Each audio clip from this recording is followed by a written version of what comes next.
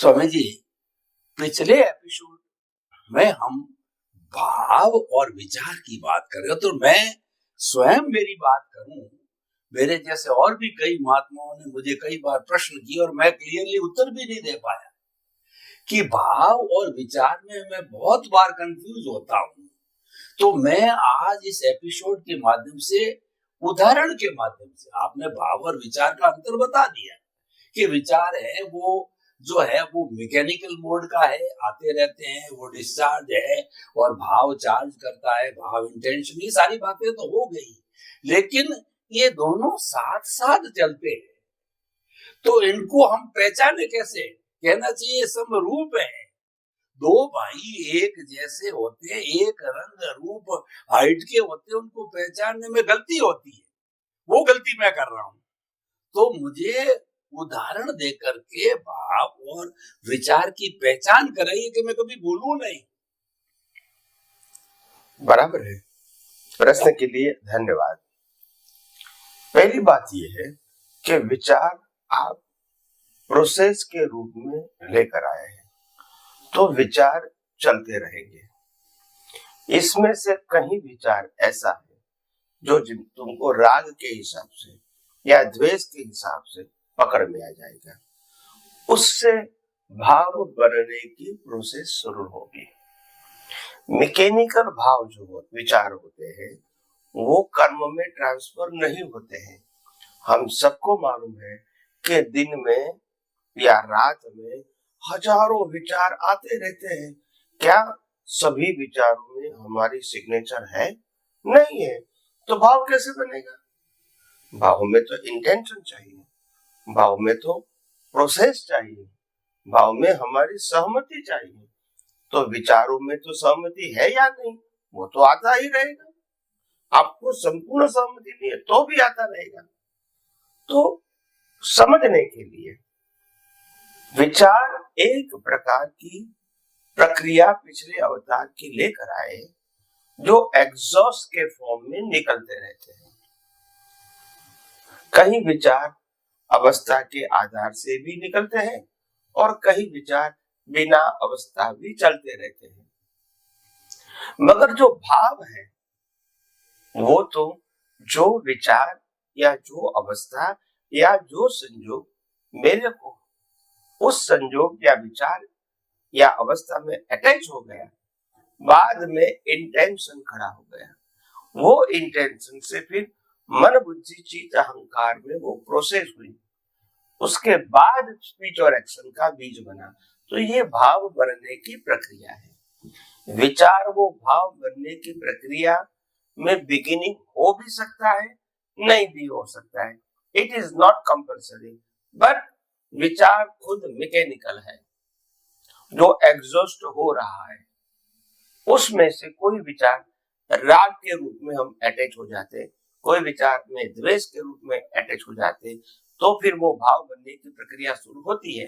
बाकी ज्यादातर 90%, 95%, 98% विचार ऐसे ही आके चले जाते, जिससे हमको कोई कंसर्न नहीं है। तो ये दो बातों को बहुत गौर से समझना। दूसरा एक मैं और ज्यादा भाव के बारे में बताना चाहता हूँ। आजकल लोगों को ये मालूम नहीं है कि डिस्चार्ज भाव कौन सा है और चार्ज भाव कौन सा है।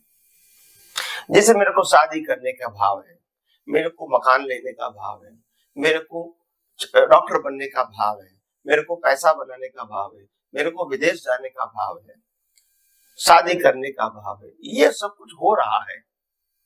तो वो भाव क्या है और हम जो भाव को कर्म कहते हैं वो क्या है? दोनों को भाव ही कहते हैं। नॉर्मल आदमी तो इनको डिवीजन मालूम नहीं है।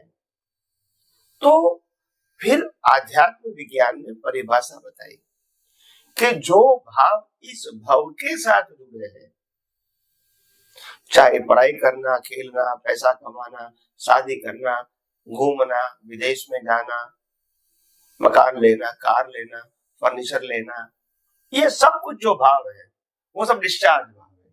चाहे वो रिजल्ट में आए या न भी आए, मगर आपका भाव इस भाव के साथ जुड़ा है, चाहे मिले या ना मिले, मिले या ना मिले, मगर वो डिस्चार्ज है, क्योंकि आपको अभी रिजल्ट चाहिए इस बात में। तो वो डिस्चार्ज भाव है, पिछले अवकाश चार्ज अभी डिस्चार्ज है। और जो भाव ये डिस्चार्ज के साथ आशय में कन्वर्ट होके सिग्नेचर के साथ हम कहेंगे कि हमको इस प्रकार की परिस्थिति बार बार चाहिए, या तो एक प्रकार की परिस्थिति बार बार चाहिए वो भी कर सकते हैं, और इस प्रकार की परिस्थिति हमको कभी नहीं चाहिए वो भी भाव कर सकते हैं, या तो इसके अलावा कोई नया भाव भी कर सकते हैं। जैसे मैं डॉक्टर बनना चाहता हूँ, चार्टर्ड अकाउंटेंट बनना चाहता हूँ, इंजीनियर बनना चाहता हूँ इस बर्थ में, और नए बर्थ में मैं डॉक्टर नहीं, मैं चार्टर्ड अकाउंटेंट बनना चाहता हूँ, या मैं चार्टर्ड अकाउंटेंट नहीं डॉक्टर बनना चाहता हूँ, मैं जॉब करना चाहता हूँ या बिजनेस करना चाहता हूँ। तो अभी मैं बिजनेस करता हूँ, नेक्स्ट बर्थ में मैं जॉब भी करने का इंटरेस्ट रखूंगा, या जॉब करने वाला बिजनेस करने का भी भाव कर सकते हैं, मतलब इच्छा या कामना। हाँ, इसके अलावा कोई व्यक्ति जीवन का साथ निकाल के ये भी भाव कर सकते हैं कि मैं नेक्स्ट बर्थ में संन्यास लेना चाहता हूँ, इस प्रकार का पूरा पैकेज वाला जीवन जीना नहीं चाहता, ये भी भाव कर सकते हैं। यानी भाव में कुछ भी कर सकते हैं, इक्वल, अपोज या और कोई नया भी भाव कर सकते हैं। तो कहने का मतलब ये है, भाव करने का जो पोर्शन है वो टोटल फ्रीडम वाला है, मगर वो फ्रीडम भी आपके ज्ञान दर्शन के मर्यादा में ही रहेगी। उससे ऊपर के भाव आप जो ज्ञान है ही नहीं वो भाव कैसे करेंगे। तो इसीलिए भाव में फ्रीडम जरूर है, मगर वो फ्रीडम आपके ज्ञान दर्शन के अंदर है। तो बुक पर वो चार्ज भाव है, और डिस्चार्ज भाव है जो लेकर आए इस भाव के साथ जुड़े हैं, इसका रिजल्ट आता है या नहीं भी आता है फिर भी वो डिस्चार्ज है। तो ये पोर्शन क्योंकि बहुत जरूरी था, आम लोगों को चार्ज भाव डिस्चार्ज भाव की जो डिफाइन है, डेफिनेशन है, लाइन ऑफ डिमार्केशन है, वो मालूम नहीं होती है। तो इसीलिए मैंने इस एपिसोड में बताने की कोशिश किया है। स्वामी जी आपका बहुत बहुत धन्यवाद। हमको सारी चीज स्पष्टली मैं मेरे शब्दों में व्यक्त करना चाहता हूं कि जो इस जन्म के जो डिस्चार्ज भाव आते हैं उसको विचार कहते हैं। कि जैसे कि मुझे मकान लेना है, कार लेनी है, बच्चों की शादी करनी है, मुझे अच्छा इंजीनियर बनना है, डॉक्टर बनना है, चाहे बनूं या ना बनूं, ये सारा विचार है, मैकेनिकल है, भुगतान है, और ये डिस्चार्ज भाव है।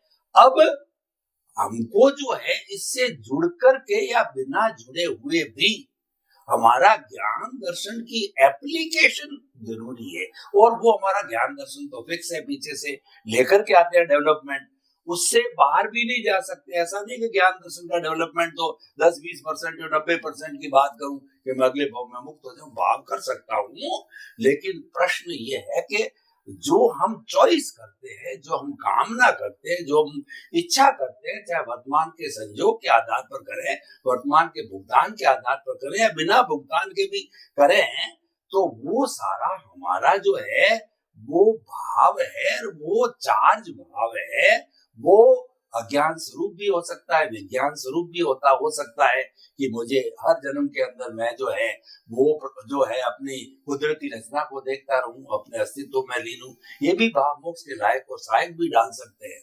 तो स्वामी जी आपका बहुत बहुत धन्यवाद, ये चीज क्लियर हुई। और मुझे जहां तक मुझे ख्याल है, जो महात्मा गण या श्रोतागण जो मेरी तरह कंफ्यूज हो रहे हैं, उनको भी इन उदाहरणों से ये बात काफी क्लियर हुई। क्यों क्लियर होना बहुत जरूरी है, क्योंकि ये लाइन ऑफ डिमार्केशन है, और ये जब तक मालूम नहीं होती प्रतिष्ठित आत्मा को भी नहीं समझ पाएंगे, और हम सारे प्रोसेस को भी नहीं समझ पाएंगे, वो इंटेंशन मुख्य होता है। तो स्वामी जी आपका बहुत बहुत धन्यवाद, आपके प्रति कृतज्ञता। जय सच्चिदानंद।